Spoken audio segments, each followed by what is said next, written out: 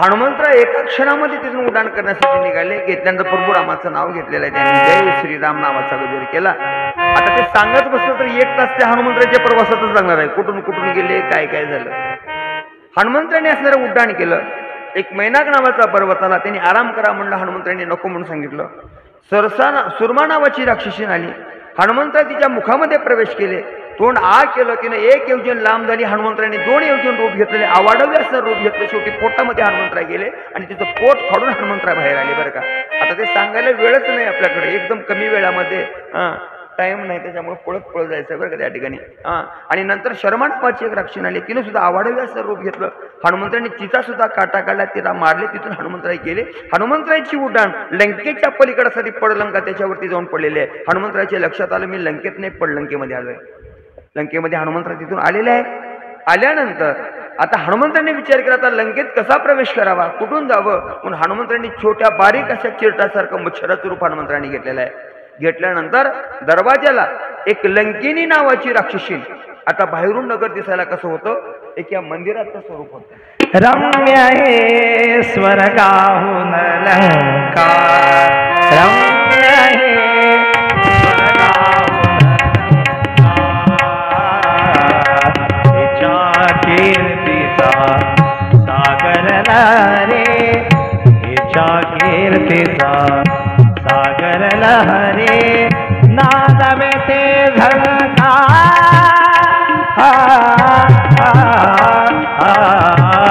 रम्य हे स्वर्गाहून लंका, रम्य हे स्वर्गाहून लंका, रम्य हे स्वर्गाहून लंका. सुवर्ण कमला परी नगरी, सुवर्ण कमला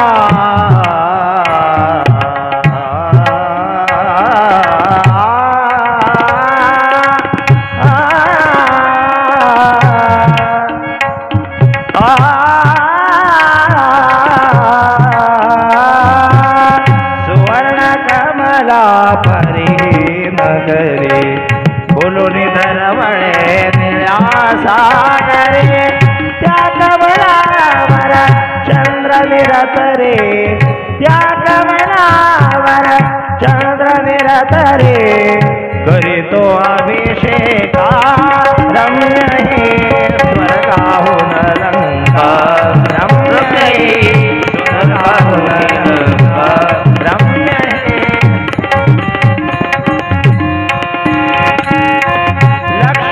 लंका दोगे भगेरे, लक्ष्मी लंका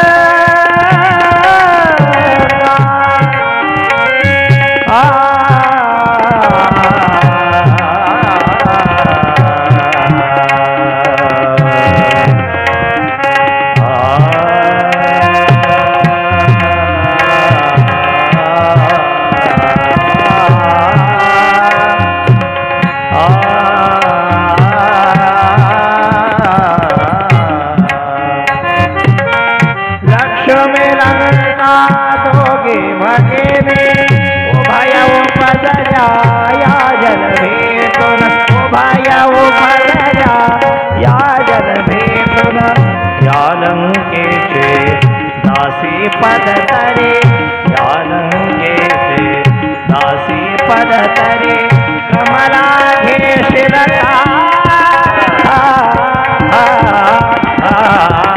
रम्य हे स्वर्गाहून लंका, रम्य हे स्वर्गाहून लंका, रम्य हे स्वर्गाहून लंका.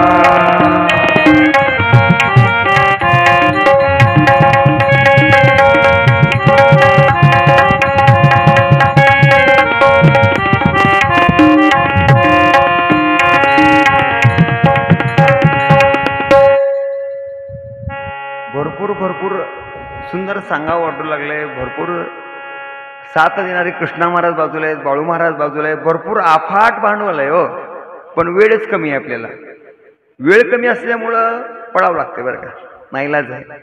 कारण तिकडं जे मंडळ आहे ना ते सगळं घाई गडबड करू लागले. इंद्राची नगरी असणारी तिथलं असणार अमरावती नगर आहे ना, स्वर्गातलं असणारं राजधानी तशा प्रकारची पृथ्वी मृत्यू लोकामध्ये रम्य सगळ्यात महान असणारी ही लंका आहे. लक्ष्मीच्या स्वरूपासारखी श्रीमंत ऐश्वर्यमान असणारी आहे. किती मोठी आहे, किती बलवान आहे. पाण्याचा वेढा, समुद्राचा वेढा, सोन्याची नगरी, समुद्राचा वेढा, समुद्रा व गाडा राक्षसाचा. एवढी असणारी बलवान, एवढी श्रीमंत असणारी ती राजा रावणाची नगरी. त्या नगरीमध्ये हनुमंतांनी प्रवेश केला आणि प्रवेश केल्याबरोबर छोट्याशा चिरटाचं रूप हनुमंतांनी घेतलेलं आहे. घेतल्यानंतर ती लंकीन आहे ना, त्या नगराची राखणदार दरवाजाला उभी आहे. तिने चिरटाला या बघितलं, म्हणजे हे चिरट आसका गुगिंग करायला म्हणले. त्या चिरटाला हा नाही गेले. चिरटाने म्हणले, ती बाई म्हणाली, असले चिरट लंकेत मी कधी बघितले, हे वेगळ्याच नमुने दिसले चिरट म्हणली तिनं. ए चिरटा कुठं चाललेस रे म्हणले. म्हणल्या औषध त्या चिरटाने एकच दिलं, दणका ठोसा तोंडावर मारलं, तोंडच फुटलं झालं. तोंड फुटल्याबरोबर म्हणली, तू हनुमान आहेस का म्हणली तिनं. तोंड फुटल्याबरोबर हनुमंतांनी म्हणले, तुझी ना माझी तर अगोदर काही भेट झाली नाही, पण ओळख तर जुनी असल्यासारखं बोलवलीस, कारण काय. तर त्यावेळेस तिने सांगितलं त्या लंकिनीनं, काय सांगू, ब्रह्मदेव एकदा रावणाच्या दरबारामध्ये पूजा करून चालले होते म्हणले, पंचांगण सांगून चालले होते म्हणले. आणि त्यावेळेस ब्रह्मदेवाला मी म्हणले, रावणाचं उन्मत वागणं बघून मी म्हणले, अरे अहो ब्रह्मदेवा, ह्या रावणाचं मरण कधी आहे मला सांगा.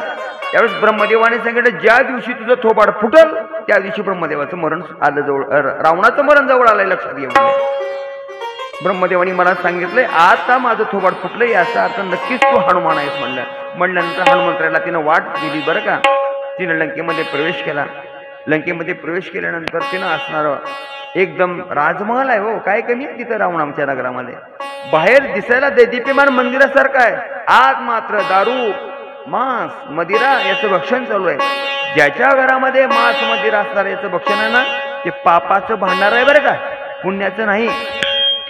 आणि हे असणाऱ्या माणसानं विचार केला पाहिजे, काय खावं, काय प्यावं, काय राहावं. कारण आचार, विचार आणि उच्चार या तिन्हीची संग तुमच्या खाद्यावरून ठरली जाते, अन्नावरून ठरली जाते. म्हणून माणसानं कधीच तामशी प्रकारचं अन्न सेवन करायचं नाही. सात्विक असणाऱ्या अन्नाचा विचार आपण करायचा आहे. आणि ते असणारा हनुमंतराय महालामध्ये प्रवेश केल्यानंतर त्यांनी असणाऱ्या महालामध्ये सुंदर असणारी एक स्त्री त्या ठिकाणी झोपलेली पाहिली. बाजूला तिचा पती झोपलेला पाहिला आणि एका क्षणामध्ये हनुमंतराला वाटलेलं आहे, अरे ही तर माझी सीतामायच आहे आणि परपुरुषासोबत कशी असेल. इतक्यामध्ये असणार हनुमंतराय बारीक रूप घेऊन बघतात, तर इतक्यामध्ये ती स्त्री म्हणते, अहो स्वामी ऐका, तुम्ही तुमच्या बाबाला सांगा, ज्याची वस्तू आणले त्यांना देऊन टाका म्हणावं. मेघनाथ म्हणतोय, अगं बाबा ऐकत नाहीत, माझं काय चालतंय, द्या म्हणतोय मी सुद्धा, पण ते ऐकत नाहीत. हनुमंतरायांनी ओळखलं, हे नक्की माझी आईसाहेब नाही म्हणले. पुढे गेले. पुढे गेल्यानंतर त्याच्यापेक्षा असणार आणखी वेगळंच दृश्य दिसलेलं आहे. एकटीन दैदिप्यमान असणारी स्त्री सुंदर अशा मंचकावरती झोपलेली आहे. तिच्या दातामधून सूर्यासारखा प्रकाश बाहेर पडलेला आहे.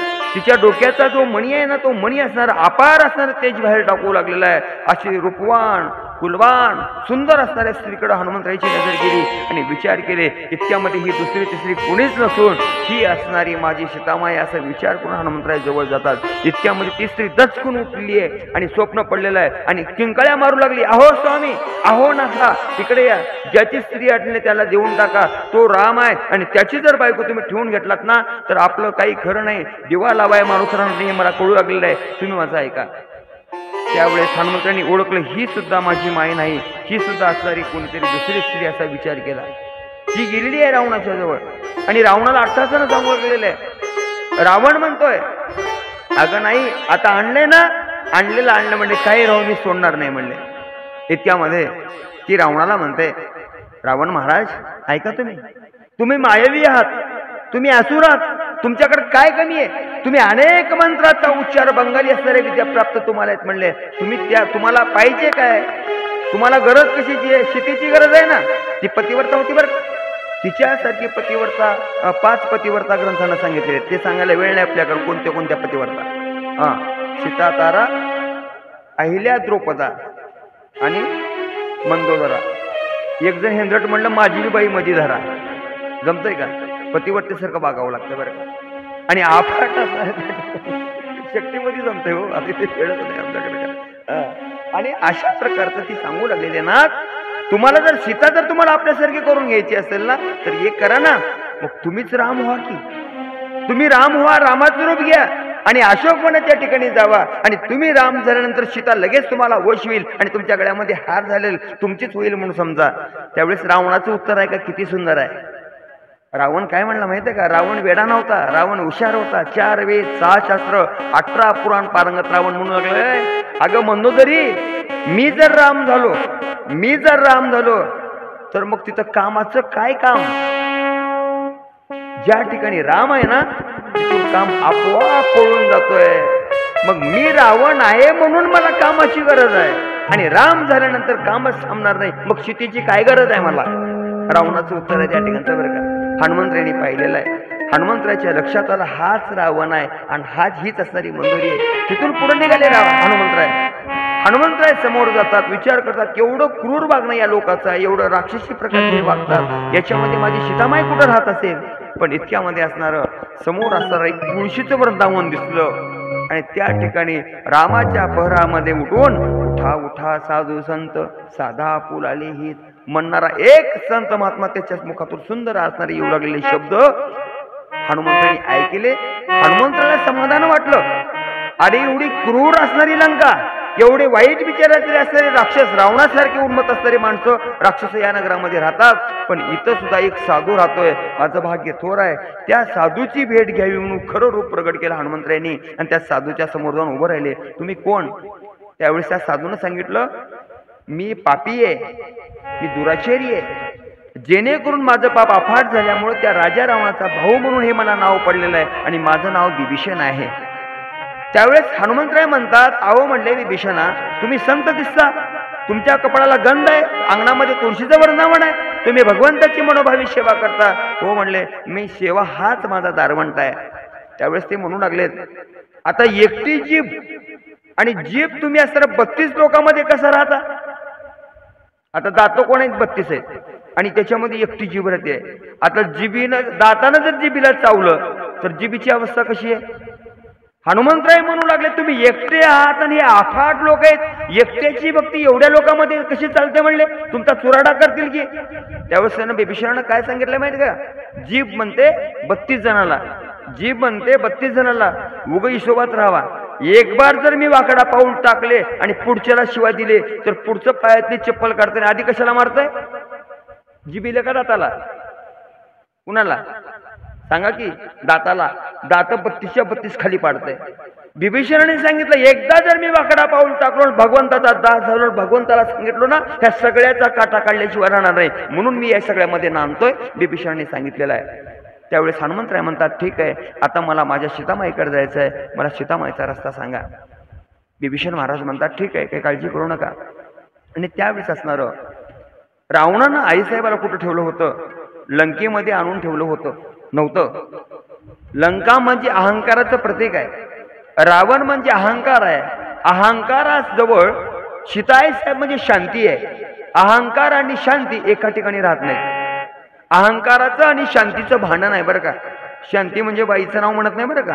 शांती म्हणजे स्वरूपावरली परमतत्वाची एक अवस्था आहे आणि ती अवस्था असणारी त्या ठिकाणी राहत नाही. म्हणून जर देवाला आपलं पाहिजे असेल तर त्या ठिकाणी काय असलं पाहिजे? दया, क्षमा, शांती. क्षमा शांती तेथे देवाची देवाची वसती. दया क्षमा शांती देवाची वसती. देवाची वसती. दया क्षमा शांती दया क्षमा शांती देवाची वसती. देवाची वसती. दया क्षमा शांती देवाची वसती. देवाची वसती.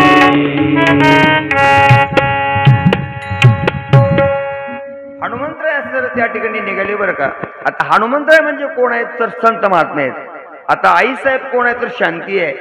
शांतीचा शोध घेत घेत संत महात्मा असणार अशोकवनाच्या ठिकाणी पोहोचलेला आहे. पोहोचल्यानंतर हनुमंतरायांनी छोटं स्वरूप घेतलं होतं. त्या वर असणाऱ्या वृक्षावरती हनुमंतराय जाऊन बसले बरं का. आता त्या ज्या आईसाहेबाचं जे ठिकाण होतं ना ते वन होतं अशोक वन. सांगायला वेळच नाही आपल्याकडे बरं का. एकेका चिंतनाला या ठिकाणी 15-15, 20-20 मिनिटं लागतात, पण वेळ नसल्यामुळे आपण पळत चाललोय. अशोक वन म्हणजे ज्या ठिकाणी शोक नाही असं त्याला अशोकवन म्हणतात. आता अशोकवनामध्ये शांती स्थान आपण होणं हे सगळ्यात मोठं कारण आहे आणि शांतीचं वास्तव्य तिथंच आहे बरं का. आईसाहेब वृक्षाखाली बसलेत. हनुमंतराय वृक्षावरती चढले. चढल्यानंतर हनुमंतराय चौकडला आढावा घेऊ लागले. कोण कोण माझ्या माईला काय काय बोलतय. आईसाहेब शांत बसल्या होत्या. इतक्यामध्ये राजा रावण आला. आल्यानंतर असं हातामध्ये तलवार घेतलेला आहे. रागारुद्र होऊन म्हणू लागलाय, सीते तुला सांगतोय माझा स्वीकार कर, माझी हो, मला माळ घाल, तुला पट्टराणी करतो, मंदोदरी सारख्या माझ्या 80,000 बायका तुझ्या दाशा करतो, तुला सेवा देतो, तुला वैभव प्राप्त करून देतो. आईसाहेब एक शब्द बोलत नाहीत, खाली मान घातल्या. सप्त अशा अवस्थेमध्ये दुःखानं व्याकुळ होऊन बसल्या दिसतात. आईसाहेब शोक करतात. इतक्यामध्ये त्यांना अनेक प्रकारचं लोभ प्रलोभन असणारं दाखवलं आईसाहेबाला. पण तिळभर सुद्धा ही पतिव्रता माऊली एक क्षण सुद्धा दुसऱ्याकडे पाहत नाही. सारखं पृथ्वी मातेकडे, माय कशासाठी मला हे दुःख देतेस म्हणून त्या माईकडे ती बघू लागलेली आहे. सीताई साहेबांनी जे शोक केले ना त्या अशोक वनाच्या ठिकाणी अशी झाली, ज्या ठिकाणी आईसाहेब बसून रडले ना तिथलं गवत सुद्धा आईसाहेबांसोबत रडून हिरवं राहिलं नाही, पांढर शिपत पडून गेलेलं बरं का. एवढं दुःख ते अशोक वनामध्ये झालेलं आहे. हनुमंतराय झाडावरती बसलेत. अफाट दाशा राक्षसीने येऊ लागल्या. आईसाहेबाला दरडावू लागल्या. रावण निघून गेला. इतक्यामध्ये सुंदर असणारी एक स्त्री, दिसायला भयंकर कर्मट आहे, वाईट दिसू लागलेली आहे, अकराळी विक्राळा आहे. पण सीता आईसाहेबाजवळ आली आणि आईसाहेबाला तिने सांगू लागलेली आहे, सीते काळजी करू नकोस, मी आहे ना, तुला आधार द्यायला मी आहे ना. अगं नक्की तुझा राम आल्याशिवाय राहणार नाही. तुम्हाला सांगतोय रामायण याच्यासाठी ऐकायचं आहे. रामायणामध्ये 4 प्रकारच्या स्त्रिया आहेत. एक स्त्री अशी आहे, दिसायला अफाट वाईट आहे आणि वागायलाही वाईट आहे. एक रामायणामध्ये अशी स्त्री आहे, दिसायला वाईट आहे हो, पण वागायला अफाट सुंदर आहे. रामायणामध्ये आणखीन एक स्त्री आहे, दिसायला अफाट सुंदर आहे, पण वागायला अफाट वाईट आहे. त्या ग्रंथामध्ये आणखीन एक स्त्री आहे, दिसायलाही सुंदर आहे आणि वागायलाही सुंदर आहे. रामायण याच्यासाठी ऐकायचं आहे की आपण पुण्या जागेवर आहोत हे पाहण्यासाठी रामायण ऐकायचं आहे. दिसायला वाईट ताटिका नावाची स्त्री, एवढी भ्यासूर आहे, एवढी अकराळ विक्राळ आहे आणि वागायलाही वाईट आहे. आलेली माणसं खाते, होम हवन खाते आणि अनेकाला त्रास देते. तिचं नाव असणार ताटिका. 2 नंबरची स्त्री, दिसायला वाईट आहे पण वागायला चांगली आहे, ती म्हणजे त्रिजटा असणारी, अफाट क्रूर दिसायला, पण अशोकवनाच्या ठिकाणी खरा आधार दिला तिने सीतामाईला आणि तिच्या आधारामुळे सीतामाई अशोकवनामध्ये टिकली बरं का. आणि एक स्त्री आहे, दिसायला सुंदर आहे हो, अफाट देखणी आहे, राजाची आवडती बायको आहे, पण वागायला मात्र एवढी वाईट आहे, एवढी वाईट आहे की म्हणजे कैकेयी. दिसायला चांगली होती हो, राजाची आवडती होती, पण होत्याचं नव्हतं करून टाकलं. आणि आपण कोणत्या जाग्यावर हे बघावं, दिसण्यापेक्षा वागणं कधीही चांगलं बरोबर का. दिसायला चांगलं राहून काही फायद्याचं नाही, पण वागणं चांगलं असलं पाहिजे. त्रिजटा एकदम सुंदर आहे बरं का, दिसायला वाईट आहे पण वागायला सुंदर आहे. आणि सगळ्यात दिसायलाही सुंदर आणि वागायलाही सुंदर म्हणजे माझी जगाची सीतामाई असणारी आई बरं का. आईसाहेबाचं वागणंही रूपवान आहे आणि दिसणंही रूपवान आहे, म्हणून आपल्याला गुण आहे. आणि ही त्रिजटा असणारी आईसाहेबाला आधार देऊ लागलेले आहे. हनुमंतांनी पाहिलं आणि हनुमंताला तेवढाच आधार वाटला. हनुमंतराय झाडावर बसलेले आहेत.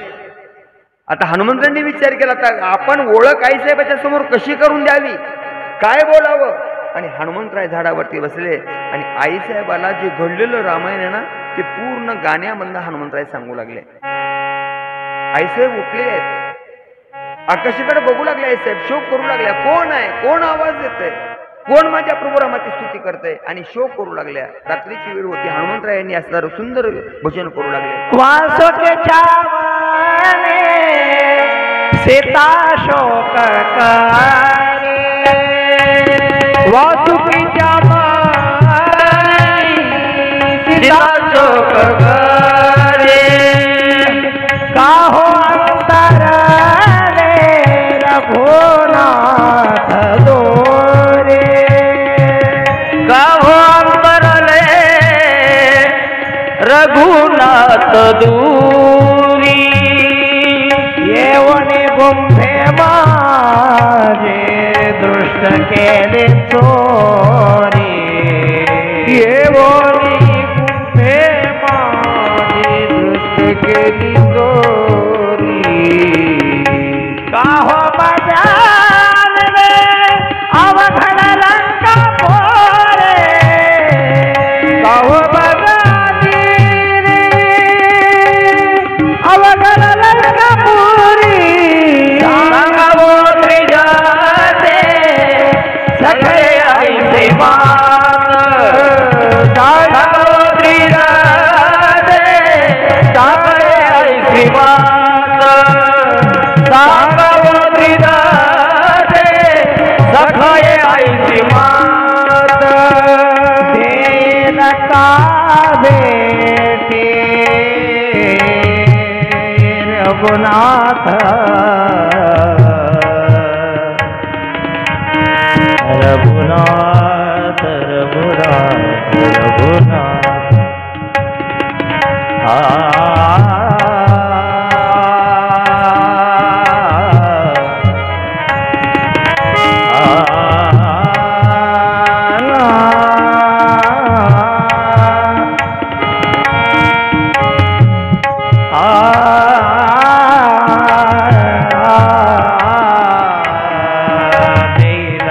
निधी भेटी रघुनाथ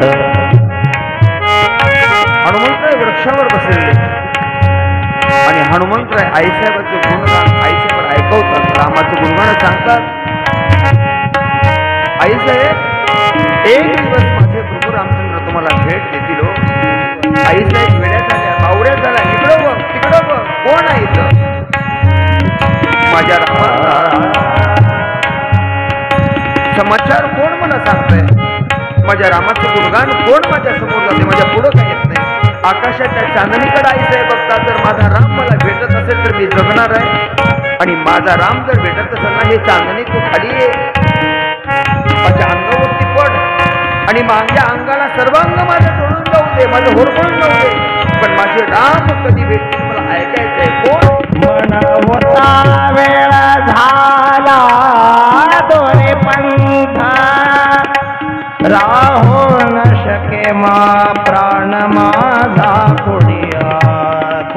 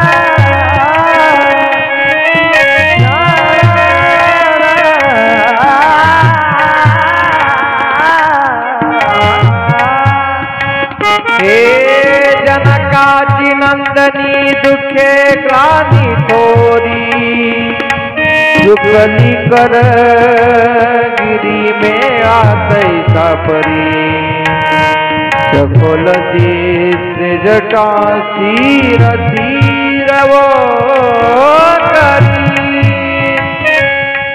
यही रात गया स्वामी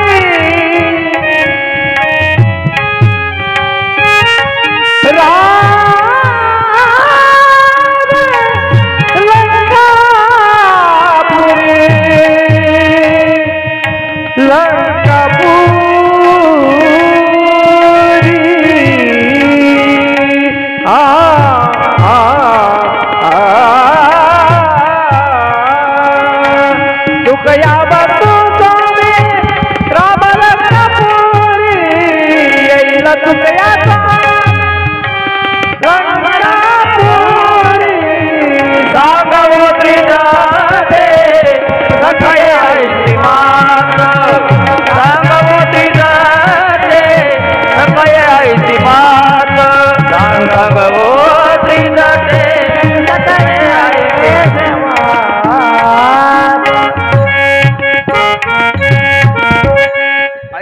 शोकसागरामध्ये बुडले. कोण आहे तिकडं? कोण येत नाही माझ्यासमोर? कोण मला पाहत नाही? मला कशासाठी बोलत नाही? कोण आहेस तुम्ही? ए वाऱ्या, माझ्या भगवंताला, माझ्या पती परमेश्वरा पाहिलंच का रे तू? माझ्या रामाचं गुणगान माझ्या कानावरती स्वर पडतात रे. माझ्या रामाचा मोठेपणा माझे कान ऐकतात रे. डोळे भरून एकदा त्या रामाला मला पाहायचं रे, म्हणून करुणा भागू लागलेली आहे. हनुमंतराच्या डोळ्यातून घळ घळ घळ पाणी गळू लागलेलं आहे. अशोकाच्या वृक्षावरती बसून हनुमंतांनी विचार केला तर आपण ओळख काय म्हणून द्यावी. भगवंताकडून घेतलेली एक अंगठी होती. ती अंगठी आईसाहेबांच्या अंगावरती हनुमंतांनी टाकल्यावर आईसाहेबांनी ती मुद्रिका घेतली. मुद्रिकेच्या हातावरती दर्शन घेतलेलं आहे. अगं मुद्रिके, तू माझ्या रामाजवळून कशी आलीस? माझे राम कसे आहेत? माझे राम सुखी आहेत का? माझे राम कुठं आहेत? माझे राम काय खातात? माझे राम काय पितात? त्या मुद्रिकेला बोलू लागली. बोलता बोलता ऐशात हंबरडा फोडून म्हणू लागलेली, अगं मी माझ्या रामाची साथ सोडले तर सोडले, पण तू का माझ्या रामाची साथ सोडलीस ग मुद्रिके? तू तरी माझ्या रामाच्या संगतीत राहायची होतीस ना? अकांत म्हणता आईसाहेबांनी. कोण आणले रे मुद्रिकेला? अरे वाऱ्या, तू आणलंस का रे? तू आणून माझ्या प्रभू रामाची खूण माझ्या वंजडीमध्ये टाकलंस का रे वाऱ्या? अरे माझ्यावर एवढा उपकार की रस्ता माझ्या रामाची भेट नाही याचा अर्थ तू मला मुद्रिका देऊन माझं समाधान करतोस का रे वाऱ्या? अरे कोण आहे तिकडं? कोण रामाच्या माझ्या गुणगान गातोय? कोण माझ्या समोर येऊन उभं राहते? म्हणून पावलांनी हनुमंतराय खाली आलेले आहेत. हनुमंतरायांनी बघितलं आईसाहेबाच्या चरणावरती साष्टांग दंडवत घातलेले. माते, मी आहे हनुमान, मी तुमच्या भेटीला आलोय. मी रामाचा सखा आहे. अरे म्हणजे तू तर रामाला दोघं कधी मला दिसला नाहीस ना? हनुमंतरायांनी सगळी ओळख सांगितली. भगवंतांनी काही खरं काही गुही आहे ना, कुठली ओळख आहे ती सांगितली होती. आईसाहेबाला सांगितलं होतं वनवासाला निघाल्यानंतर जे वल्कलं नेसवले ना, तर देवांनी नेसवले ही खूण सांग, सीता तुला ओळखेल असं सांगितल्यामुळं हनुमंतांनी ती खूण सांगितली. आईसाहेबाला ओळख पटलेली आहे. आता ओळख पडल्यानंतर हनुमंतराय म्हणतात, आईसाहेब आता काळजी करू नका, आता मी आलोय, आता माझं नाव हनुमा आहे आणि सगळ्याला काय काय करायचंय, कुणाकुणाला दक्षिणा किती किती द्यायचं हे सगळं मला माहित आहे, काळजी करू नका हनुमंतराय बोलू लागले. आता हनुमंतराय म्हणतात, आता लेकराला भूक लागल्यानंतर लेकरू जेवाय कुणाकडे मागतं? आईलाच मागतं ना. आई आता मला भूक लागली आहे. सीताई साहेबांनी सांगितले, हनुमा तुला जेवायचंय का? जा म्हणले. आता या अशोकवनामध्ये जा. आता झाडाला तर एवढी फळं होती, तुम्हाला सांगतो एवढी अफाट सुंदर सुंदर फळं होती, पण आईसाहेबांनी सांगितलं खाली पडलेलंच फळ खा, झाडावर चढू नकोस, झाडाची नासधूस करू नकोस, तुझी जात वानेराची आहे, झाडं मोडू नकोस, खाली पडलेली फळं खा. हनुमंतांनी हो ठीक म्हणले. आता गेले. आता हनुमंतराय खळखळ फळं खाली पडलेली खातील का? हनुमंतांनी झाडावर उडी मारायची, लक लक लक लक झाडाचे फळं हलवायचे, खाली पडलेली फळं खायचे. आता त्या 80,000 असणाऱ्या राक्षसाचं राखण होतं त्या पूर्ण त्या असणार अशोकवनाला असणार. बरं, 80,000 किंकराचं राखण होतं त्या ठिकाणी. हनुमंतांनी विचार केला, काही वनरक्षक रात्रीची वेळ होती, राखत राखत बसल्या जागी जुळक्या घेऊ लागले असं. बरं, आता रामायण ऐकत ऐकत काही जण झोपी जातात. बरं, तिकडं देगलूर भागामध्ये शक्य संध्याकाळी राहतात. वट्ट्यावर कट्ट्यावर अफाट समाज बसतो. मग एक बाबा असंच वट्ट्यावर बसला, पोते ऐकू लागला, ऐकता ऐकता असं मान हलवला. मला वाटलं बाबाला माझी पोटी पटल्या काय की म्हणलो मी. सांगता सांगता त्याला खाली पडलो. खाली पडल्यावर मी म्हणलो, बाबा खाली पडलो कस काय की? ती झोप सतू लागती, झोपीला खाली पडून वरी बसलो म्हणला. असलं रामायण ऐकून जायचं म्हणा. बरं का, रामायण ऐकत असताना सावध असलं पाहिजे आणि चित्तात माझा परमपिता परमेश्वर बसला पाहिजे. आणि जोपर्यंत हे होत नाही ना, तोपर्यंत राम परमात्मा प्राप्त होणं हे साधी शक्य बाब नाही. बरं का, हनुमंतांनी हे झोपलेले लोक बघितले, एक असलेलं फळ खायचे, खाता खाता झोपलेल्याच्या डोक्यावर दणमन मारा दिली. झालं मारल्यावर त्यानं म्हणलं बाजूच्याला, ए का मारलेस रे? म्हणा झोपू दे की म्हणलं. त्यानं त्याला दणका दिलं. तिसरं उठलं, चला मारलं, आणि त्यातच पेटलं भांडणं. बरं का, हनुमंतांनी भांडणं पेटलेलं बघितलं. शेपटीला म्हणले इकडं बरी. शेपटी म्हणली काय म्हणले विचार सांगितलं. शेपटीला म्हणले जा, ते तिलाही झोपी झाले, त्याच्या नाकात जाऊन घुस म्हणले. ते झोपल्यावर माणसाच्या नाकात ते नाकोडा घालता बघा, तर ते 4 केस नाकात गेले. ते शीक दिलं, दुसरा दिलं चापड पुढच्याला. त्याने त्याला मारलं, त्याने त्याला म्हटलं पेटलं भांडणं त्याच्यातच. हनुमंतराय म्हणले चौथ्याला खालून शेपटी पाठवले, एक झोपवतं, त्याच्या पायरा धरून आडा रुमून आडा दिला, दिलं झटका, पडलं थोबाडावर, गेलं थोबाड फुटून. तर म्हणा मला का ढकललंयस? त्यानं लागलं महागल्याला मारायला. असलं भांडण पेटलं हनुमंताने. त्याच्यामध्ये एक जण बघितलं, अरे दुसरं तिसरं काही नाही, ते झाडावर वानेर बसले, त्यानं भानगड करत आले. म्हणलं बरं, वेळ नाही आपल्याकडे सांगायला. हे हनुमानाचं जे चरित्र आहे ना, एवढं सुंदर आहे, मी सांगावं हसावं तुम्ही, एवढं अफाट गोड आहे चिंतन. बरं का, अनेक प्रताप हनुमंतांनी केले. इतक्यामध्ये एक जण म्हणला, अवघड आहे बा म्हणले. पळत पळत लंकेमध्ये गेले आणि लंकेमध्ये जाऊन त्यांनी सांगितलं एक वानर आलेलं आहे, मायावी दिसतंय, सगळ्याला परेशान करून सोडले आणि पूर्ण वनातली त्या अशोक वनातली झाडाचे असणारी फळं खाली टाकले. त्याने म्हणले जावा रे, जाऊन त्याला धरून बांधून घेऊन या म्हणले. अनेक असणारे राक्षस पाठवून दिलं. राक्षस बांधण्याचा प्रयत्न करतात. हनुमंतांनी काय केलं माहित आहे का, 4 झाडाची फळं तोडली. असं फळ एक खायचं, एक वर फेकायचं, एक वर फेकायचं. जण पडून आलं तुझ्या डोक्यात दणकन मारायचं. त्यानं मारून खाली पडलं. पडल्या उशीर दुसरा हसरा शेपटी देऊन त्याच्या पायानं त्यालाच गर गर गर गर फिरवायचं आणि त्या 5-7 जणांच्या घोळक्यावर दणमट फेकून मारायचं. मारल्यावर ते सगळे खाली पडायचे. असा करता करता 80,000 किंकराचा ख्यातमा माझ्या हनुमंतांनी त्या ठिकाणी गेला. बोलिये पवनपुत्र हनुमान की जय. हनुमंतांनी प्रताप आखला. आखल्यानंतर सगळे झाले. अनेक राक्षसांना त्राही त्राही करून सोडले, सगळ्याला मारले. वेळ नाही म्हणून महाराज पळत पळत सांगलो बरं का. आता तुम्ही म्हणताल आज कसं काय उड्या मारला, आता हनुमंतरायचं मला बी नाहीला जाय उड्या मारल्याशिवाय बरं का, म्हणून पुढे जायचं आपल्याला. आणि लगेच असणारं रावणानं सांगितलं एवढा बलवान वानेर आहे ना, त्याला धरून आणा म्हणले. मग आता धरून आणायला अपाट राक्षसांना मारल्यामुळे कोणी जायला पुढे तयार नाही. मग काय करावं म्हणले.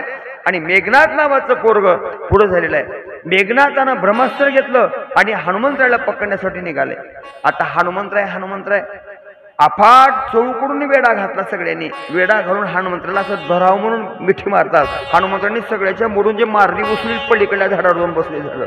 बसल्यावर हनुमंतरांनी एक झाड उपडलं, झाड गर गर गर गर फिरवलं आणि मेघनाथावरती दणमन दणका दिला झाला. दणका दिल्यावर मेघनाथ बेशुद्ध होणार इतक्यामध्ये सावध झाला. वानर लय बिस्कळ दिसले म्हणले की मेघनाथ पुढे सरसावला. अनेक राक्षसाला समोर केलं. त्यांनी म्हणले नाईलाज आहे, शेवटचा पर्याय आपल्याकडे ब्रह्मास्त्र आहे, ब्रह्मास्त्र टाकावं आणि ह्या वानराला पकडावं. आता पकडावं म्हणतात. हनुमंतराय वानरा त्या ब्रह्मास्त्राला आकळले नसते, पण हनुमंतरांनी विचार केला हे ब्रह्मास्त्र कोणाचं आहे, ब्रह्मदेवाचं आहे. ब्रह्मदेव कोण आहे, आपल्या मालकाचं पोरग आहे. आता पोराचा अपमान करू नये म्हणून हनुमंतराय शांत बसले. ब्रह्मास्त्रानं आल्या उशीर हनुमंतराला बांधले गेले. हनुमंतराय शांत गपचूप टुकू टुकू गरीब एखाद्या गाईच्या वासराने बघलेल्या. सगळ्यांनी हाता पायाला बेड्या घातल्या. गपचूप गपचूप हनुमंतराला नेलं, लंकेमध्ये नेलं. लंकेमध्ये हनुमंतराला रावणाच्या समोर उभं केलेलं आहे. उभं केल्यानंतर रावण म्हणू लागलाय कोण आहेस, कुठून आलास, कशासाठी आलास. हनुमंतराय सांगू लागले मी रामाचा सेवक आहे, आईसाहेबाचा शोध घ्यायला आलोय. त्यावेळेस त्याने म्हणला तुला असलं काही जमना म्हणले. त्या वानराला बघावं म्हणलं रावणानं, आणि रावणानं एक सांगितलं आता तू कोण आहेस. मी म्हणले रामाचा भक्त आहे. हनुमंतरांनी मी कोण आहे ओळख कधी सांगितली नाही बरं का. आपण आपली ओळख सांगतो, पण हनुमंतरांनी ओळख सांगितली मी रामाचा भक्त आहे. भक्त आहेस ना, मग तुला रामाची शपथ आहे, तुझं मरण कशात आहे. हनुमंतरांनी म्हणलं मागी खेळ चाललायस म्हणले. कुणासोबत, जटायू सोबत. जटायूला रामाची शपथ घातलास, त्याचे पंख उपडलास आणि त्याला मारलास. रामाची जर शपथ घातला नसतास ना तर तुझा काटा माझा एकटा जटायूच काढला असता म्हणजे त्या ठिकाणी. आता माझ्यासोबत ते चालणार, मला म्हणतात हनुमा माझा दणका तुला माहित नाही म्हणले, आता दाखवतो इंगा तुला माझा म्हणले. आणि हनुमंतराचे एवढे बलवान होते, शूर होते, वीर होते. हनुमंतरांनी सांगितलं रामाची शपथ घालना काही कर म्हणले. चांगल्या कामाला लबाडबी बोलावं लागते बरं का, चांगल्या कामाला लबाडबी बोलावं लागतंय. आणि हनुमंतरांनी लगेच सांगितलेलं हो शपथ आहे का, तर माझं मरण माझ्या शेपटीला जाळ लागले की माझं मरण आहे म्हणले. त्याने म्हणले ठीक आहे, सोपं आहे की याला तर मारायचं म्हणले. आणा रे ते चिंध्या घेऊन या म्हणले. चिंध्या आणले, शेपटीला गुंडाळलं. शेपटी इथभर एवढी होती अगोदर, चिंध्या गुंडाळी की वाढलेली शेपटी. पूर्ण लंका नगराच्या चिंध्या आणल्या, सगळ्या बायाच्या साड्या सगळं आणलं. शेपटी काही संपच ना. आता हनुमंतरायची शेपटी आहे, आता किती वाढेल काही सांगता येते का. इथं बसून हनुमंतराय काय काय करला लोकांनी सगळ्या हिशोब त्यांच्याकडे हनुमंतरायच्या. हनुमंतरायांनी असणारा असा प्रताप केला. शेवटी रावणाने म्हणली सगळी कापडं झाली का, लंकेतली संपली, मग जावा अशोकवनाच्या ठिकाणी जावा आणि सीतेकडे असलेली घेऊन या. आई साहेबाचं नाव घेतल्याशिवाय हनुमंतरांनी शेपटी आकर्ती घेतली. लोक म्हणले माझ्या माईच्या वस्त्राला हात घालू नको बाबा. भल्या बोल्याला तिनं परेशान करून सोडल्या आणि हनुमंतरांनी शेपटी आकर्ती घेतली. आकर्ती घेतल्यावर आणा म्हणले पेट्रोल रॉकेल काय ते आणलं, सगळं शेपटीवरती टाकलं. हनुमंतरांनी म्हणलं रावणा मी मरतोय पण उद्घाटन तुझ्या हाताने व्हावं लागतं म्हणजे शेपटी पेटवायचं. शेपटी दुसऱ्याने पेटवून जमणार म्हणले, तुझ्या हाताने उद्घाटन झालं की मी मरतोय म्हणले. रावणाला बी थोडा रुबाबच झाला बरं का. त्याने म्हटले असलं वांडर मरणार असलं तर काय हरकत आहे म्हणला. काट डबी अंडी रावणानं आणि त्या असणाऱ्या शेपटीला जाळ लावला. लागलं हो विजल्यासारखं झालं. विजल्यावर रावणाने विचार केला अरे विजलालय म्हणले. आता बाया बघा पहिल्याच्या काळात होतं जाळ लावायचं, चुली पेटवायचं, तिचा स्तुतीनं तिचा स्तुतीनं तिचा विस्तुतीनं कोणी काटडपी घरला आणायचं नाही. आता झालं बटन दाबलं की गॅस चालू बरं का. आणि ते विस्तू विजू लागलाय म्हणून रावणानं फुंकर मारा गेला. हनुमंतराय म्हणतात त्या विस्त्याला अग्नीला लय पेट घेऊन थोडं दमदर दुपल्यासारखं कर, पण फुका फुर फुर करला एकदम भडका पेटला. आणि काय झालं, हनुमंत महाबळे रावणाचे दाढे जाळे, रावणाचे दाढे जाळे, रावणाचे दाढे जाळे. हनुमंत महाबळी रावणाची दाढी जाळे, रावणाची दाढी जाळे, रावणाची दाढी जाळे. हनुमंतांनी नवल केलं, उद्घाटन केलं रावणाच्या दाढीपासून बरं का. दाढी जाळली रावणाची, रावणाचं अपशकुन झालं. आणि लगेच हनुमंतांनी तिथून उड्डाण केली, पूर्ण असणारं ते लंकेचं नगर जाळून टाकलं. तुकोबराय म्हणतात, अरे हनुमंता तुमची भक्ती काय, जाळी लंका जाळे लंका, जाळे लंका, हो जाळे लंका,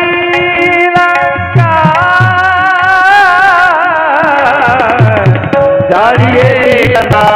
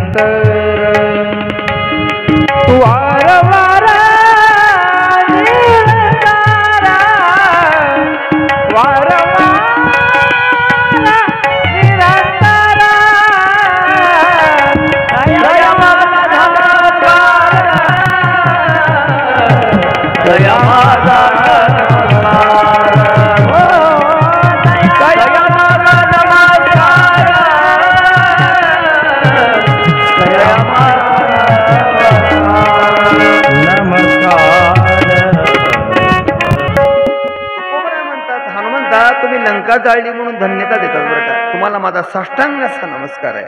तुकोबर यांनी हनुमंताला भक्तीचा मार्ग विचारला, तुम्ही भक्ती कशी केली. आपणही करतोय पण भक्तीच्या मोबदल्यात देवाला मागतोय. माझ्या हनुमंतांनी आयुष्यभर दाशी तो भक्ती केली पण देवाला तिळभर सुद्धा काय मागितलं नाही बरं का. म्हणून तुकोबराला धन्यता वाटते. पुढे हनुमंतांनी असताना हा प्रताप चालू केला. शेपटी विजवण्यासाठी असणारी लंका जाळली, वेळ नाही आपल्याकडे, लंका जाळली आणि शेपटी विजवण्यासाठी समुद्राकडे गेले. गेल्यानंतर अंगावाटी असणारा आलेला घाम असणारा पोचला, पाण्यामध्ये टाकला. ती माशानं मगरीने गिळली, तिचा मकरध्वज जन्मला. ते आपण आता सांगायला आपल्याकडे वेळ नाही, पुढं पुढं जायचंय. शेपटी विजल्यानंतर आईसाहेबाकडून निरोप घेऊन आईसाहेबाच्या जवळ आले. आईसाहेब माझं काम झालंय. आईसाहेब म्हणतात, अरे हनुमा अफाट प्रताप केलास रे, असा शूर आणि वीर पुरुषार्थी तू असतील तर माझा राम मला भेटल्याशिवाय राहणार नाही बरं का. हनुमंतरायामुळे देव असणारं हा अलगत असणारे या ठिकाणी येतील हे आईसाहेबाला भरोसा पटला. आईसाहेबाला असणारे बोलू लागले. हनुमंतराय म्हणतात, आईसाहेब ठीक आहे मी चाललोय पण माझ्या रामाला मी गेल्यानंतर तुमची खून म्हणून काय देऊ. आईसाहेबांनी असणारा आपल्या केसातला जो चुडामणी आहे तो हनुमंतरायाच्या हातामध्ये दिला. ही माझी ओळख, माझी खून माझ्या भगवंताला नेऊन द्या म्हणले त्या ठिकाणी. आणि सांगितलेलं आहे, माझा लक्ष्मण कसा आहे सांगा, माझा लक्ष्मण सुखी आहे का सांगा. माझा लक्ष्मण रामाच्या सेवेमध्ये रात्रंदिवस आहे. पण मी बेडीनं माझ्या भगवंताच्या चरणाचं मग थोडा वेळ बाजूला काढते ना, अशा कुचेष्टित अशा ठिकाणी येऊन मी पडले म्हणले त्या ठिकाणी. आईसाहेबाचं बोलणं सांगतोय, वेळ आपल्याकडे नाही बरं का. आईसाहेब म्हणतात, हनुमा अरे काय सांगू तुला, प्रभू रामापासून लक्ष्मणानं 14 वर्षामध्ये कधीही एक क्षण सुद्धा त्यांच्या चरणापासून आपलं मन बाजूला जाऊ दिलं नाही. म्हणून प्रभू रामाच्या संगतीमध्ये लक्ष्मण चाललाय रे. पण हनुमा काय सांगू मी, एक क्षण माझ्या भगवंताच्या चरणावर माझं मन असेल मी थोडस बाजूला काढले आणि ते मायावी हरणाकडे माझी नजर टाकले आणि माझं मन मोहित झालं आणि हरणाच्या पाठीमागं लागलं. म्हणून अफाट महिन्यापासून मी दुःखात पडले रे, म्हणून माझ्या भगवंताची माझी ताटातुटी झाली रे हनुमा. पण माझा लक्ष्मण निश्चळ असणारं मन, चंचल असणारं मन भगवंताच्या चरणावर स्थिर केला, म्हणून भगवंताच्या सेवेमध्ये गुंतलाय रे. पण अशा लक्ष्मणाने नाही त्या प्रकारे बोलले म्हणून हे दुःख मला प्राप्त झालंय. असे अनेक रूपाने आहे साहेबांनी चिंतन सांगितले बरं का. आपल्याकडे वेळच नाही ना, त्याच्यामुळं घाई गडबडीत जायचं आहे. आणि हनुमंतराय लगेच तिथून असणारं उड्डाण घेतलेलं आहे आणि उड्डाण घेऊन आले बरं का. आल्यानंतर या ठिकाणी आले, हनुमंतरायांनी सगळं चिंतन सांगितलेलं आहे भगवंताला. सगळ्याला आनंद वाटला. भगवंताच्या हातामध्ये तो मणी दिला. नळ नीळ जांबुवंत अंगात असणारे सगळेजण निघाले. आता समुद्राच्या ठिकाणी आलेले आहेत, लंकेकडे जायचं आहे. समुद्राची पूजा केली भगवंतांनी, समुद्राला रस्ता मागू लागले. समुद्र रस्ता द्यायला तयार नाही. इतक्यामध्ये भगवंताला राग आला. काय करावा असा विचार करून रागारुद्ध झाले. इतक्यामध्ये असणारं नाईलाज झाला. आता देव मारणात घाबरून समुद्र समोर आला. भगवंतांनी त्याची पूजा केली होती. त्यावेळेस समुद्राने सांगितलेलं आहे तुमच्यामध्ये दोन वानर आहेत, एक नळ आणि नीळ. त्यांना असणारं काहीतरी शाप समजा, काहीतरी त्यांचं असणार केलेलं पुण्य समजा फळाला येणार आहे. त्यांच्या कृपेमुळं पाण्यावरती दगड तरणार आहेत आणि त्याच्यामुळे त्यांचा स्पर्श व्हावा, त्यांनी शिळा पाण्यावरती टाकावीत, त्यांच्यावरती सेतू निर्माण व्हावा आणि त्याच्यावर चलून तुम्ही माझ्यावरून पैल तीराला जावं असं समुद्र देवतेने सांगितलेलं आहे. सांगितल्यानंतर नवल झालेलं आहे. नळ नीळ त्यांना त्या ठिकाणी आणलेलं आहे. आणल्यानंतर सांगर बांधण्यासाठी परमात्मा सज्ज झाले. मुक्काम होता. भगवंत परमात्मा 3 दिवसाचे उपवासी होते. वाळूचं एक लिंग निर्माण केलेलं आहे. आता ते लिंग कुठून हनुमंतराला आणायला सांगितलं ते सांगा, आपल्याकडे वेळ नाही. आणि त्या ठिकाणी असणारं भगवंतांनी त्या ठिकाणी पूजा केली. रामेश्वर असणारं नाव त्या ठिकाणी ठेवलेलं आहे, ज्या ठिकाणी ईश्वर राम. आणि आता ते सांगायला वेळच नाही, त्याच्यामुळे भगवंतांनी त्याची पूजा केली. आणि पूजा केल्यानंतर त्या पूजेला कोणाला बोलावलं हे महाराज सुंदर सांगतात बरं का. त्या पूजेला रावणाला बोलावलं होतं. आपल्याकडे वेळच नाही, मी आधी सांगू लागलोय. इकडलं तिकडलं होईल कृष्णा महाराज हे वानराच्या उड्या सुरू झाल्यात आता. म्हणून हनुमंतांनी असणार भगवंतांनी ती पूजा केली. पूजा केल्यानंतर तो सेतू निर्माण झाला. पण प्रकार असा झाला, नळ आणि नीळाला अहंकार झाला. आम्ही सेतू निर्माण केलो, आमच्यामुळं वानरे याच्याहून तरून जाणार, राम सुद्धा याच्याहून तरणार. भगवंतांनी नवल केलं आणि जो 35 योजनेचा सेतू बांधला होता रात्रमधून खाली पडला, गुप्त झाला. सकाळी उठून बघता तर सेतू नाही. त्यांनी विचारलं काय झालं असेल. एका माशीने गिळून टाकला होता तो सेतू बरं का त्या ठिकाणी. आता त्यावेळेस त्यांना अहंकार झाला होता, मी करू लागलोय, माझ्यामुळे होऊ लागलंय. त्यावेळेस हनुमंतांनी सांगितलेले असला सेतू टिकना म्हणले. या ठिकाणी दगड टाकले की एक लांब जायचा, एक इकडे जायचा, एक इकडे जायचा. त्यावेळेस त्यांनी सांगितलं रा आणि म हे 2 अक्षरे वेगवेगळ्या दगडावर टाका, दोघांचं मिलन करा आणि दगड टाका. टाकल्यानंतर सेतू निर्माण होऊ लागला. देव म्हणू लागले अरे मी किती बलवान आहे, मी देवाला बी अहंकार झाले की अवघड आहे बरं का. देव म्हणू लागले मी बलवान आहे, माझ्या नावामुळे दगड तरतात. भगवंतांनी एक दगड हातात घेतला आणि दगड पाण्यात टाकला. दगड बेपत्ता बुडून गेला. देवाने म्हणले मी टाकतोय तर दगड तरत नाही आणि वानराने टाकला तर दगड तरतोय. वानर म्हणजे देवाचे भक्त. देवाचा भक्ताचा विश्वास नामावर आहे ना, कारण ज्याचा विश्वास नामावर आहे ना तो या संसारातून तरुणच जातो. तरले तरती हा भरवसा, नाम धारकेचा ठसा, कपी कुळ उद्धरिले, मुक्त केले राक्षसा. आणि अशा प्रकारची परिस्थिती भगवंतांनी दुसरा दगड टाकला, तोही बुडाला. इतक्यामध्ये देव इकडे तिकडे बघतात कोणी आहे का नाही. तर हनुमंतराय पाठीमागे होते. हनुमा कधी आला, देवा पहिल्याच दगडाला लाव म्हणले. अरे म्हणजे हाय ती बी इज्जत गेली की म्हणजे देवाने सगळं. देवा म्हणले एवढी ताकद तुमच्यात नाही म्हणले, तुमच्या नामात ताकद आहे म्हणले. आणि तुमच्या नामाचं चिंतन आम्ही करतो आणि म्हणून ते दगड करतात. पण ती ताकद तुमच्याकडे नाही म्हणे स्वतःकडं. हनुमंतरांनी गोड देवाला सांगितले बरं का. सेतू बांधलेला आहे.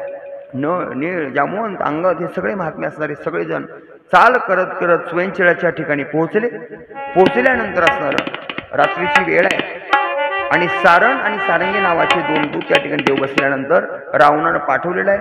ते आले त्या ठिकाणी शोध घेऊ लागले, ते बघू लागले. आता बिभीषण शरण आलेला होता, तो एक भाग राहिला. बिभीषण भगवंताला शरण आला. त्यांनी भावाला समजावून सांगितलं, रावण दादा ऐका म्हणले, ज्याची बायको आणले त्याला देऊन टाका. पण रावणाने ऐकलं नाही. बिभीषणाला लाथा घातल्या आणि गावाच्या बाहेर हाकलून दिलं. बिभीषणाने विचार केला आपण रामाला शरण जाऊ. देव म्हणतात जो मज अनन्य शरण त्याचे मी निवारी जन्म मरण. देवाने सांगितलेलं आहे जो मला शरण आला त्याचं मरण मी निवारण करतो. भगवंतांनी जन्म मरणाच्या फेऱ्यातून त्याला मुक्त करतो. भगवंताला तो शरण आला.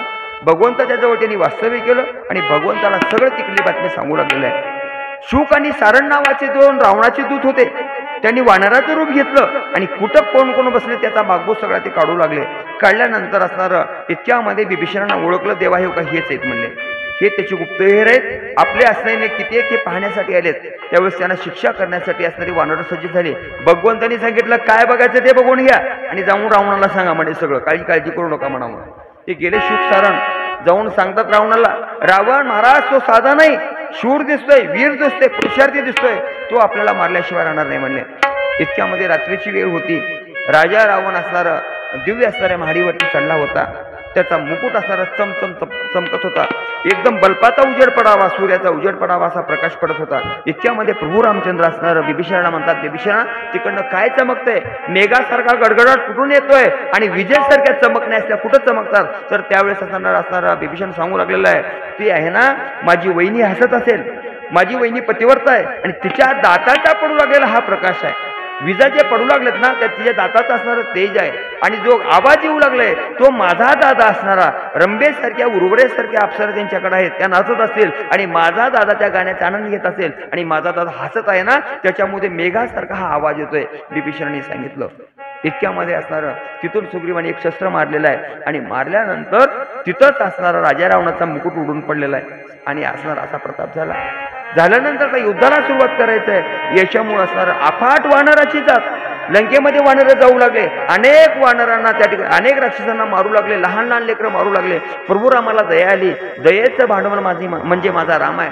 रामाने सांगितलं, अरे अपराध एका रावणाचं आहे आणि बाकीच्यांना तुम्ही मारू नका. भगवंतांनी त्यांना समजावून सांगितलं, आपण रावणाचा हिशोब करूया म्हणले. आणि राम दीन दयाळू आहे, कृपाळू आहे, ब्रह्मांडाचा बाप आहे, सृष्टीचा जनित आहे, पालन पोषण करणारा राम आहे. रामाने दया प्रगट केली बरं का त्या ठिकाणी. केल्यानंतर दुसरा दिवस युद्धाचा आला. युद्धासाठी आता सगळेजण सज्ज झाले. आता सज्ज होण्याच्या अगोदर अंगदाला शिष्टाईसाठी पाठवलं होतं हेही सांगायचं राहिले. भाग बराच राहू लागलेला आहे. नाहीलाच आहे. अंगदानी साम दाम दंड भेद सगळ्या प्रकारचं समजावून सांगितलं पण रावण ऐकला नाही. शेवटी एक ठरलं, युद्ध युद्ध युद्ध ठरलं. आता अंगद साधा नव्हता, हुशार होता, बलवान होता. सांगितलं समजावून, ज्याची आणले त्याला देऊन टाक, पण त्यानं म्हणलं नाही देणार म्हणले. आता रावण किती श्रीमंत होता सांगतो तुम्हाला. अनेक देवता त्याच्या घरी कामं करत होत्या. इंद्र, चंद्र, कुबेर, गणपती बाप्पा, हे खंडोबा आमचं दैवत, अनेक देवता त्याच्या घरचं काम करत होत्या. हे गणपती बाप्पा आहे ना पूजेचं आपण पूजा करतो पहिल्या सुरू, ही गणपती बाप्पा त्याच्या घरचे गाढवं चारायचं काम करत होती. एवढंच नाही, हे वारा आहे ना त्याचं अंगण झाडायचं काम करत होती. हा ब्रह्मदेव आहे ना त्याच्या घरचे पोत्यान पंचांगण वाचायचं काम करत होता. एवढंच नाही हो, खंडोबा दैवत आहे ना त्याच्या घरच्या दाढी करायचं काम करत होता. अग्निदेवता दिवे लावायचं काम करत होत्या. सगळ्या देवता 33 कोटी देवता त्यांना बंदीखान्यात घातल्या होत्या. त्याच्यामुळे सगळ्या देवता त्याच्या घरी काम करत होत्या. एवढा बलवान होता पण फक्त आईसाहेबावरती वाईट नजर लागली म्हणून अशी दुरावस्था त्याच्या पाठीमागे लागलेली आहे. युद्ध ठरलं आणि आता दोन्ही सैन्य समोरासमोर थांबलेलं आहे. इकडून म्हणले बोलिये प्रभू रामचंद्र भगवान की जय. पुढचं सैन्य म्हणले बोलिये रावण महाराज की. आता कोणत्या पार्टीचे आहे तेवढं मला सांगा तुम्ही, रावणाच्या पार्टीचे का रामाच्या पार्टीचे. दोन्हीकडल्या पार्ट्या उभं होत्या. कोणी म्हणाले मेघनाथ महाराज की जय, कोणी म्हणाले हनुमाननाथ महाराज की जय, कोणी म्हणाले अनेक प्रकारच्या गर्जना होऊ लागल्या आणि गर्जनेमध्ये असणारे अफाट असणारं एकोणेकावरती मारा होऊ लागलेला आहे. आता कोण कोणाला मारलं सांगायला वेळ नाही आपल्याकडं. त्याच्यामुळे मेघनाथाने युद्धासाठी पुढं सरसावला. मेघनाथाने लक्ष्मणामध्ये युद्ध जुंपलेलं आहे आणि युद्ध जुंपलं असताना मेघनाथानं असणारं दिव्य शस्त्र काढलं. आता या रामायणामध्ये थोडासा उल्लेख बदल आहे महाराज. या रामायणामध्ये मेघनाथानं शक्ती लक्ष्मणाला मारली म्हणून सांगितलेलं आहे आणि नाथाच्या रामायणामध्ये रावणाने शक्ती आपल्या भावावर मारलं म्हणून सांगितलेलं आहे बिभीषणावर. आणि बिभीषण मारलं पण समोर त्याचं संधारण निवारण करण्यासाठी माझा राजा लक्ष्मण पुढे आला हे नाथ रामायणामध्ये सांगितलेलं आहे. पण चिंतन वेगळं आहे. चिंतन असं आहे, तुळशीदास महाराज सांगतात की या ठिकाणी मेघनाथानं दिव्य असणारी शक्ती त्या ठिकाणी मारली. मारल्यानंतर अनुसंधान साधलं लक्ष्मणाचं. लक्ष्मणाच्या छातीवरती वार झाला. दिवस मावळलेला आहे. लक्ष्मण काही परत नाही आला. सगळे वानर आपापल्या झोपडीमध्ये आलेले आहेत पण लक्ष्मण नाही आला. भगवंतांनी पाहिलं माझा लक्ष्मण का आला नाही, का आला नाही. भगवंत असणारा त्यावेळेस वानर म्हणतात देवा दिवस मावळलेला आहे पण लक्ष्मण नाही आला. नाही आला म्हणल्यानंतर त्या ठिकाणी भगवंत परमात्मा लक्ष्मणाला बघण्यासाठी जातात. लक्ष्मण जमिनीवरती पहुडलेला दिसलेला आहे. केस अस्ताव्यस्त झालेत. पाय फिरून खाली पडलेलं भगवंतांनी पाहिलं. भगवंताला दुःख झालेलं आहे. माझा लक्ष्मण रावणानं घात केला आणि लक्ष्मणाच्या मुखाकडे बघून आपले भगवंतांनी त्याची जी व्याकुळता पाहिली, आपला अमृतमय हास्य लक्ष्मणाच्या त्या शक्तिबिळावरतून फिरवला. लक्ष्मणाच्या वेदना भगवंतांनी नाहीशा केल्या. लक्ष्मणाला पाहिल्यानंतर हनुमंताला दुःख वाटलं. हनुमंतांनी जवळ अलगत उचलून लक्ष्मणाला भगवंताच्या जवळ दिलेलं आहे. भगवंत परमात्मा असणारा सांगितल्यानंतर आता काय करावं हनुमारे, माझा लक्ष्मण उठत नाही, बोलत नाही, माझा लक्ष्मण माझ्याकडे पाहत नाही, काय करावं रे. इतक्यामध्ये बिभीषण बाजूला होता. बिभीषण म्हणू लागला, देवा काळजी करू नका, तुमच्या लक्ष्मण उठवायचं ना, आमच्या सैन्यामध्ये एक सुषेण नावाचा राक्षस आहे. याच्यामध्ये सांगितलेलं सांगतोय बरं का मी तुम्हाला. मी गेल्या वर्षी सांगितलं होतं नाथाच्या रामायणातलं, यावर्षी तुलसी रामायणातलं सांगतोय तुम्हाला. आणि सांगितलेलं आहे जर उठवायचं असेल तर माझ्या राक्षस सैन्यामध्ये सुषेण नावाचा वैद्य आहे, त्याला आणा आणि तो असणारा लक्ष्मण उठवायचं ते असणारा सांगेल. सुषेणाला आणण्यासाठी हनुमंतराय पुढे झाले. हनुमंतराय सुषेणाला आणण्यासाठी गेले.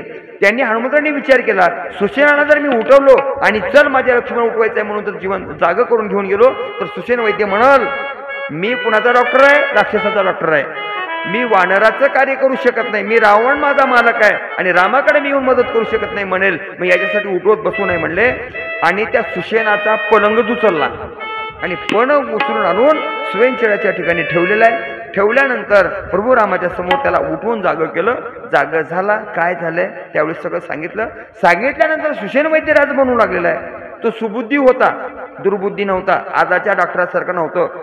आता माणसं म्हणतात आमचं पोरग वारकरी होणे, महाराज होणे, कीर्तनकार होणे, पण व्हावं काय डॉक्टर. डॉक्टर याच्यासाठी व्हावं, एखाद्या बाईचं बाळातपण होत असेल तर शिजर पोट फाडून करावं, न होतावी तिची वाट लागली तर हरकत नाही, तिच्या घरच्यातून 2-4 लाख रुपये काढावं, 1 मजलीचा 10 मजली दवाखाना करावं, मायबापाला वृद्धाश्रमात नेऊन टाकावं, त्याच्यासाठी लोक म्हणतात पोरग डॉक्टर व्हावं. असली दुर्बुद्धी डॉक्टर होणं काही कामाचं नाही. लेकरं असे व्हावेत, जगाला सुख देण्यासाठी व्हावेत. जगामध्ये दुःख होत असेल ना, आपण दिलेल्या औषधी त्या ठिकाणी कामी याव्यात आणि लोक म्हणावे वा काय डॉक्टर आहे म्हणावं. आणि खरंच तुम्हाला सांगतोय, माझे कीर्तन देगलूर भागामध्ये बरेच आहेत. मी अनेक तांड्यावरती जातो, तिथे कीर्तन करतो. केल्यानंतर बऱ्याच म्हाताऱ्या बाया येतात, आमचं दर्शन घेतात. माय तुमच्या गावचे ते लव्हारकर डॉक्टर आहेत का म्हणतात. ते म्हाताऱ्या म्हणतात बरं का, लव्हारकर डॉक्टर, त्यांचा गुण एवढा आहे माय, एवढा आहे माय, एवढा माय, ते घेऊन 150 रुपये घेतात. जेव्हा त्यांचं सांगणं बी मला, ते लई बी पैसे घेणार, 1000-2000 बिल बी करणार, 150 रुपये घेतात. असं सांगणं आम्हाला आनंद वाटतोय. त्या बैला म्हणतो ते आमचेच पाहुणे आहेत म्हणजे, कारण असा आनंद व्हावा. तुम्ही आयुष्यभर जगताय हो, पैसे तर कोणीही कमवते, पैशासाठी कोणी हैराण होतंय हो, पण पैसे कमवत असताना पुढचा माणूस चांगला होतोय का, तुम्हाला आशीर्वाद देतोय का याचा विचार करा. आणि जर तुम्ही असं जर तुम्ही करून जर पैसा कमवलात ना, नक्कीच तुमची संतती चांगल्या मार्गाची होईल आणि मरेपर्यंत तुमचा सांभाळ केल्याशिवाय राहत नाही. मी हे गादीवर बसून सांगतोय. पैसा कमवायचा आहे, चांगल्या मार्गाने पैसा कमवा. आणि सुषेण वैद्यराज सुबुद्धी तिथं आणल्यानंतर सुषेणानं सांगितलेलं आहे काळजी करू नका रामा, औषधी सांगतोय. सूर्य निघण्याच्या अगोदर त्या ठिकाणी जायचंय आणि असणारा द्रोणांच्या नावाचा पर्वत, तिथला असणारी औषधी घेऊन यायची. जो कोणी औषधी आणेल ना, आणल्यानंतर मी असणारं लक्ष्मणाला उठवीन, पण औषधी दिवस अगोदर आल्या पाहिजेत. त्यावेळेस कोणीच सगळ्यांनी माना खाली घातल्या, फक्त नाव निघालं हनुमंतरायचं. हनुमंतराय सज्ज झाले. हनुमंतराय भगवंताचं दर्शन घेतलं. फक्त एकच म्हणले, मी आणतो. काय म्हणले? मी एकच शब्द म्हणले बरं का, बोलता बोलता. म्हणून आम्ही बी हेंद्रटावने सत्ता करावा, पण मी करतोय म्हणून आहे. आम्ही जर हेंद्रटाने मी करतोय म्हणलं तर भगवंताला हनुमंतराला माहित आहे वाट लावलो ईश्वर आहे ना बरं का. आम्ही करणारे कोणीच नाही, करता करिता माझा परमात्मा आहे. तुम्ही सगळे दाते आहात म्हणून हा उत्सव साजरा होतो बरं का. हे सगळ्यात मोठी बाब आहे. आम्ही काडी कसपट सुद्धा नाही काहीच त्या ठिकाणी. हनुमंतराने मी म्हणले, पण तो मीपणा पुढे हनुमंतराला आणला ते मी तुम्हाला नंतर सांगणार आहे.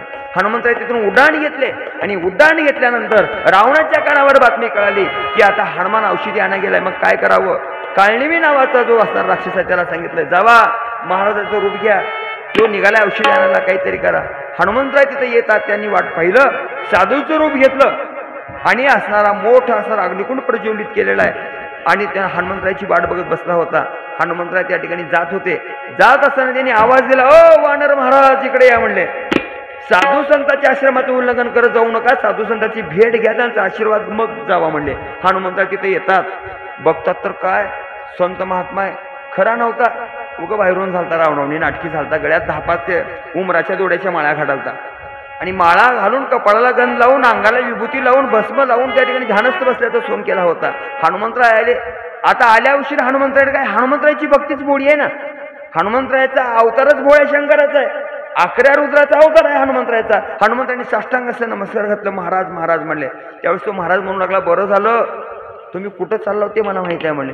हनुमंतराय म्हणले, उशीर दिसला. अहो सगळं रामायण आहे मला माहित म्हणले. राम असे झाले, राम तसे केले, वनाच्या ठिकाणी आले, त्यांच्या आईनं त्यांना शाप दिला. हनुमंतरायांनी म्हणले, रामायण सांगलं तेव्हा खरा महाराज आहे काय की. हनुमंतरायांनी विचार केला.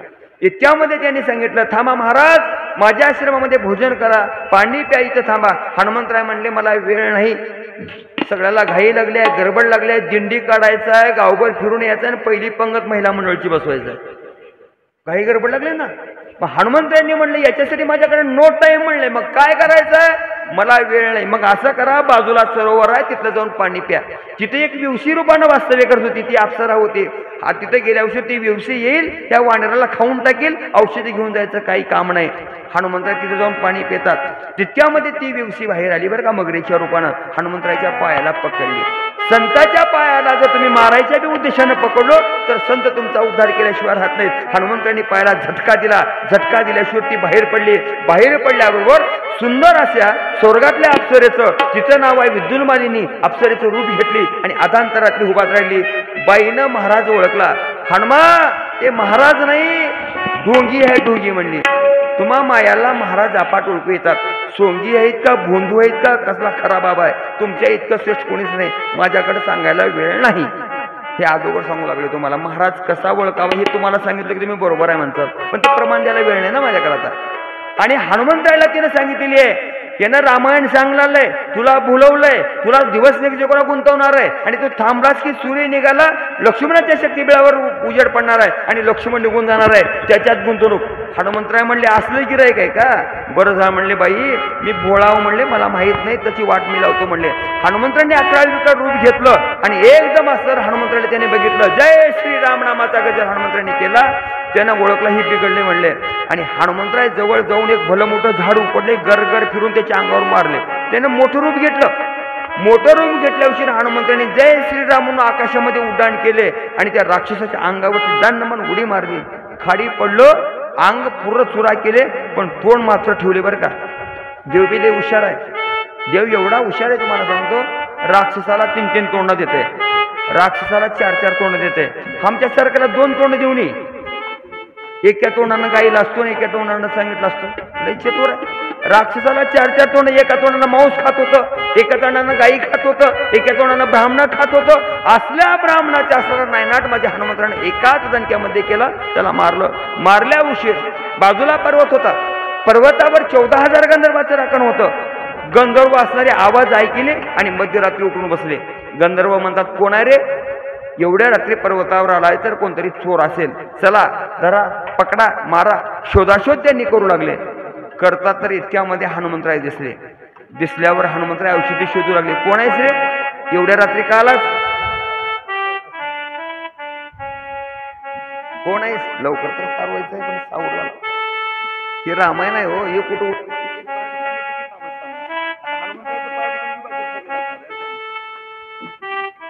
औषधी घेण्यासाठी पुढे हनुमंतराय असणारे निघाले. पण गंधर्वांनी पाहिलं. गंधर्व पहिल्या उशीर हनुमंतराय म्हणतात, बाबा मी कोणीच नाही, माझे स्वामी प्रभू रामचंद्र आहेत आणि माझा राजा असणारा चुडामणी सुग्रीव आहे, किष्किंधा मालक आहे तो असणारा, आणि त्याचा मी असणारा शिष्य आहे.